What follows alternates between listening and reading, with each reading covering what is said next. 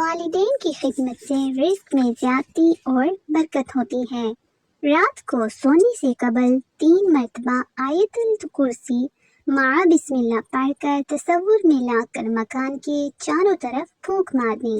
انشاءاللہ اس گھر میں کبھی بھی چور، ڈاکو اور بری بلائیں داخل نہ ہوں گی۔ انڈوں کو پانی میں ڈالیں۔ تازہ اور صحت مند انڈے پانی میں ڈوب جاتے ہیں اور پرانے غیر صحت مند انڈے پانی میں تیرتے رہتے ہیں۔